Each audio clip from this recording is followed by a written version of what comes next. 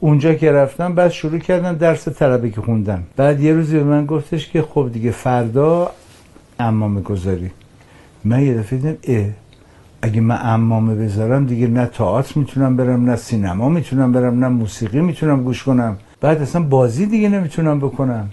اون شب تا صبح تقریبا هرچی دعا و نماز بلد بودم خوندم. واقعا دم صبح یه مقداری آروم شدم که فکر میکردم اگه نکنم گناه بزرگی مرتکب شدم. یه دلم آروم شد، رفتم به اون آقای ابتهی گفتم من نمیذارم عمامه. گفت چرا؟ گفتم به این دلیل. گفت باشه. آقای بهشتی همسرش روپوش روسری بود.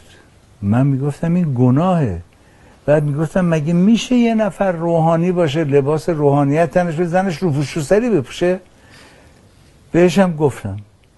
به خود آقای بهشتی. آره. بعد یادمه که دستش گذاشت پشتم، گفت پسرم به هر حال به همین دنیا به این سادگی نیست، پیچیدگی هایی تو دنیا هست، توی مذهب همینطور، تو دین همینطور، قرآن رو باید خوند، تفاسیرش رو باید خوند. یکم صحبت کرد و هم دوستش داشتم چون حرفای خیلی جالبی میزد که من از جای دیگه نشنیده بودم، هم این موضع رو باش داشتم. و من اومدم پیش دکتر شریعتی و یه مدت پیش اون توی حسینی ارشاد میلودم.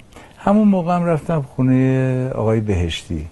بعدم خب یه آپارتمان خیلی معمولی داشت، چند تا مبل توش بود و یه یخچالی هم همونجا توی هال بود. خودش رفت از یخچال چیزایی آورد بیرون که پذیرایی کنه.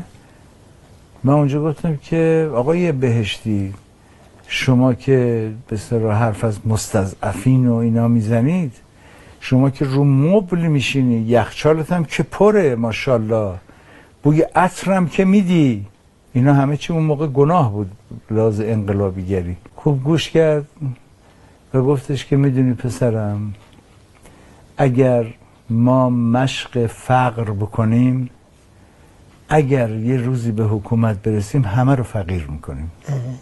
گفت ولی اگر مشق رفاه بکنیم، اگر به حکومت برسیم سعی میکنیم همه در رفاه باشن.